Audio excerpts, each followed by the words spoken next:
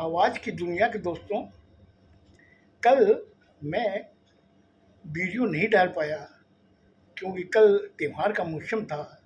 घर में भी बड़ी गैदरिंग थी और मुझे टाइम भी नहीं मिला। क्योंकि घर में जब गैदरिंग होती थी वीडियो नहीं बनाया जाता, नहीं बना पाता।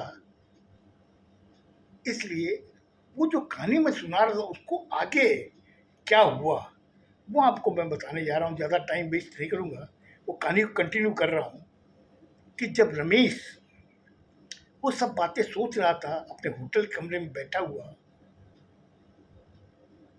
सोचते ही वो उसका जो क्लाइंट था वो आया। आगे साहब और बताइए रात कैसे गुजरी, सब ठीक है? तो बोला हाँ सब ठीक है। तो बोले कि तो फिर आप कब निकल रहे हैं? बोले मैं अभी नहीं निकलूँगा, मैं एक दिन यहाँ रुकूँगा। क्यों कि मुझे कुछ काम भी है और इसके अलावा मुझे राजस्थान भी जाना है। यहाँ से जो 6 घंटे का रास्ता है, आगरा तक आया हूँ, वहाँ मेरे रिलेटिव्स हैं, उनसे मैं मिलना चाहता हूँ। उन्हें बाद में पता चलेगा कि मैं यहाँ आया हुआ नहीं मिला तो उन्हें अच्छा नहीं लगेगा। और एक चीज़ बताइए, यहाँ पे कोर्ट कितना दूर है? जब उसने सुना कोर्ट, बोले क्यों साहब क्या बात है, कोर्ट में क्या काम है? बोले नहीं ऐसी कोई खास बात नहीं है, कोर्ट में मुझे कुछ स्टाम्प पेपर खरीदने हैं। तो बोले स्टाम्प पेपर की क्या जरूरत पड़ी? बोले यहाँ नहीं, मुझे कलकत्ते में एनी टाइम जरूरत पड़ती रहती है लीगल डॉक्यूमेंट के लिए, तो इसलिए मैं खरीदना चाहता हूँ। जब हूँ तो मैं खरीद लूँ यहाँ से। बोले एक काम कीजिए, मेरे ड्राइवर को बता दीजिएगा कि कोर्ट जाना, वो कोर्ट आपको ले जाएगा, वहाँ पे स्टाम्प पेपर भी वो आपको बता देगा कहाँ मिलते हैं। मैंने अच्छा ठीक है। फिर अचानक मैंने अपना पैंतरा बदला बदला कि मैंने उससे कहा कि आपने वो फोटो देखी थी घर जाके? वो फोटो क्या? मैंने कहा हाँ। बोला हाँ, मैंने देखा उसमें नीचे नाम लिखा हुआ था। बोले क्या नाम था? बोले साहब वहाँ तो लिखा हुआ कि प्रमोद पेंटर। मैंने कहा प्रमोद पेंटर लिखा हुआ था क्या? बोला हाँ हाँ। मैं उस समय उसकी जब बात सुनी मैं गंभीर हो गया। क्यों कि मुझे ये मालूम था कि उस फोटो पर कोई नाम ही नहीं था। मैंने खाली एक ब्लाइंड चाल चली थी और इससे पूरी कहानी बना दी। मैंने कहा प्रमोद पेंटर नाम लिखा हुआ था? बोला हाँ साहब तो प्रमोद पेंटर लिखा हुआ था। तो मुझे लगता है वो पेंटर का ही नाम है। मैंने कहा आप ठीक कह रहे हैं, हो सकता है पेंटर का ही नाम हो, कोई बात नहीं। इसके बाद के अंदर वो खुद मिजाजी के साथ में नमस्ते करके निकल गया और मैं 5-10 मिनट बैठे सोचता रहा। सोचने के बाद में मैं कोर्ट पहुंचा। ड्राइवर से कहा कोर्ट ले चलो। कोर्ट गया। कोर्ट के बाहर में काफ़ी नोटरी वाले बैठे रहते हैं। मैं उसमें एक नोटरी वाले के पास गया, जाके मैंने वो दलील उसको दिखाई कि देख सकते हैं कि ये दलील किसने बनाई है, किसने नोटरी की है। उसने देखा, देख के कहा ये तो एस के देने की है। आप एक काम कीजिए, यहाँ से चौथे नंबर पर जो है ना जो कैबिन बना हुआ उसमें चले जाइए, वहाँ मिस्टर दे बैठे हुए हैं, उन्होंने ये नोटरी की है, उन्हीं की स्टाम्प है ये। मैं धीरे धीरे वहाँ तक पहुँचा। पहुँच के दे के पास पहुँचा। मैंने कहा दे साहब मुझे आपसे एक बात करनी है। बोला कहिए। मैंने कहा देखिए आप मुझे सही सही जवाब देंगे तो जो आप मांगोगे वो मैं आपको दूंगा। बोला क्या कहना चाहते हैं? बोला मुझे एश्योरेंस दीजिए कि मैं जो पूछता हूँ आप उसको सही सही जवाब देंगे। बोले जब आपने खुला ही ऑफर दे दिया है, हम लोग यहाँ बैठे हैं, नोटरी के हम लोगों को मिलते हैं 150 रुपये, जब आप मुझे खुला ऑफर दे रहे हैं, पूछे क्या पूछना चाहते हैं, उसमें 1% भी झूठ नहीं होगी। इतना कहना था कि मेरे में एक हिम्मत जागृत हुई।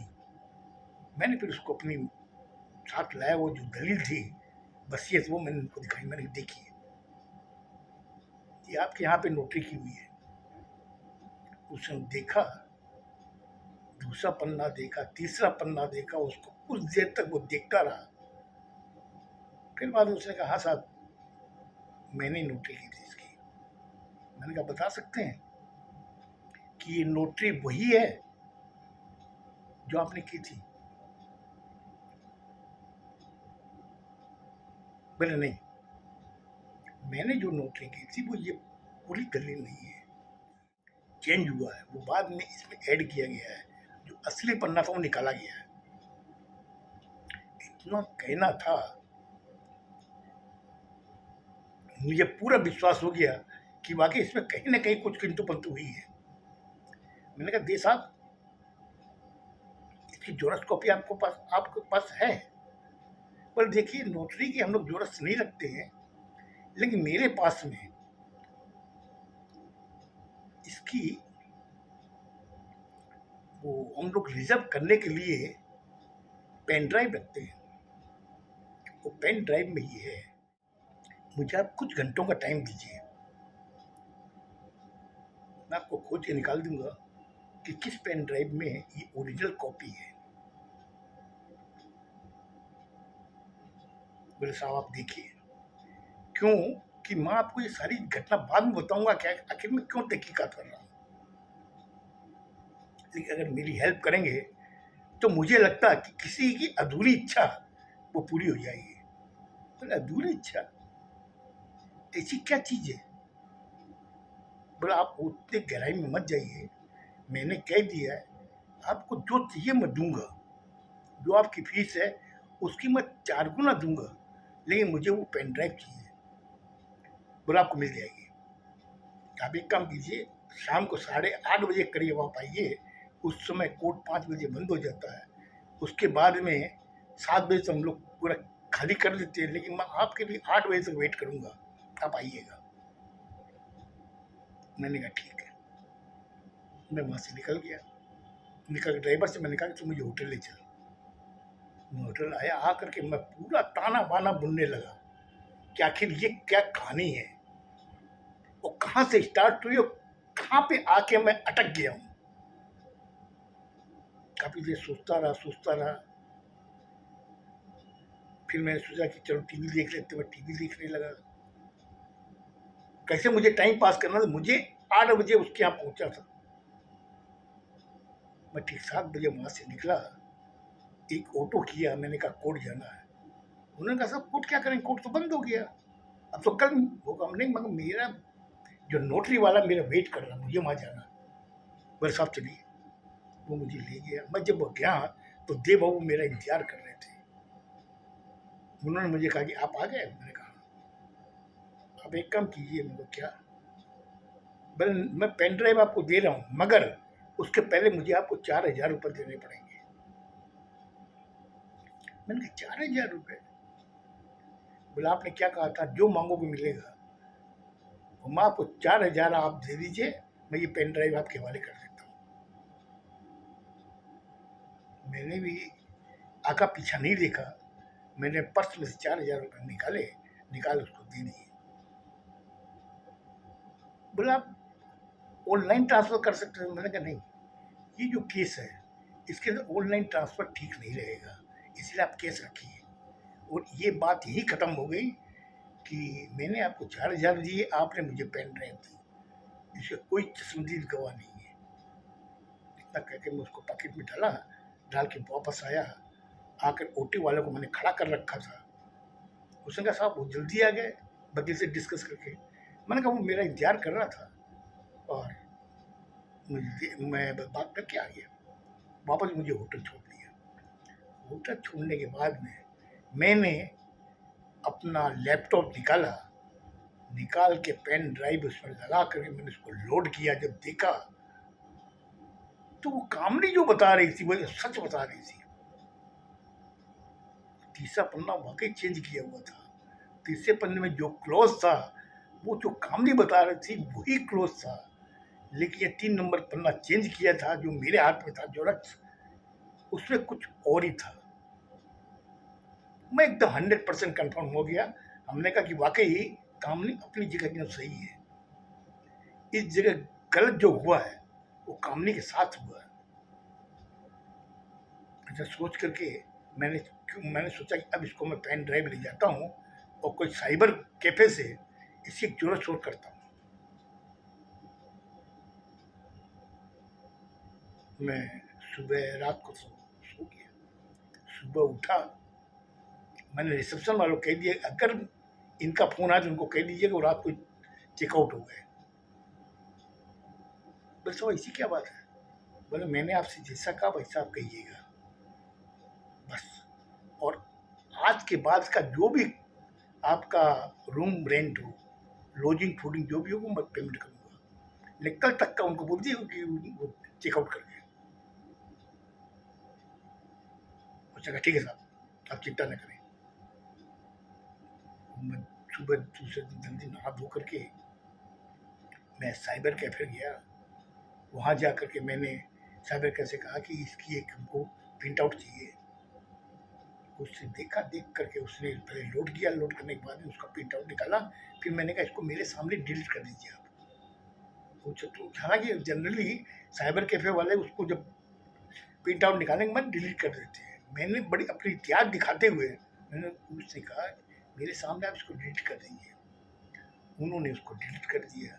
मैं जोर कॉपी ले कर प्रिंट आउट ले करके मैं वापस होटल आया। होटल आने के बाद में मैं जब उसको रख करके जब मिला रहा था तो मेरे समझ में आया कि वाकई कामनी ठीक बोल रही थी और ये बाद में चेंज किया हुआ है। तब तक रूम का दरवाजे लॉक हुआ, कॉल बेल बजी। मैंने कहा कम इन। अंदर में एक वेटर आया। उसने कहा कि साहब एक रिसेप्शन में एक आदमी है जो आपसे बात करना चाहता है। मैंने कहा पहले आप जाओ रिसेप्शन वाले को पूछिए, उसका नाम पूछिए और फिर मुझे इंटरकॉम में बताइएगा। वेटर चला गया।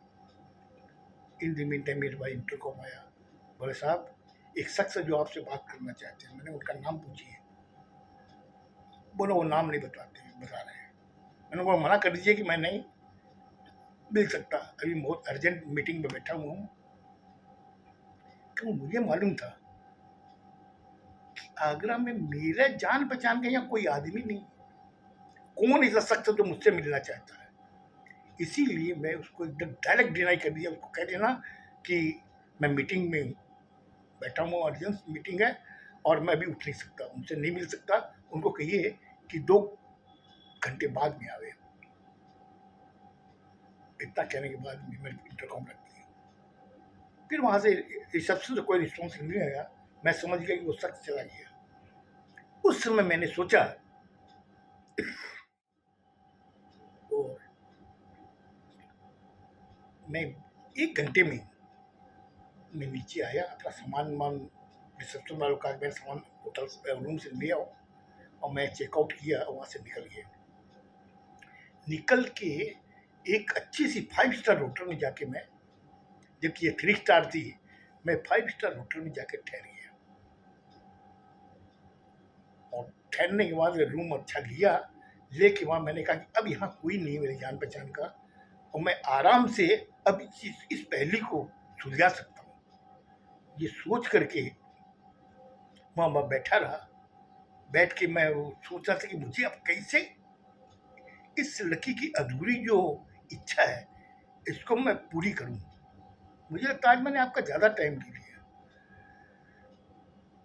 अब वो रमेश नए होटल के रूम में बैठा हुआ क्या सोच रहा है कि मैं इसकी अधूरी इच्छा कैसे पूरी करूं, ये चीज़ मैं आपको कल बताऊंगा।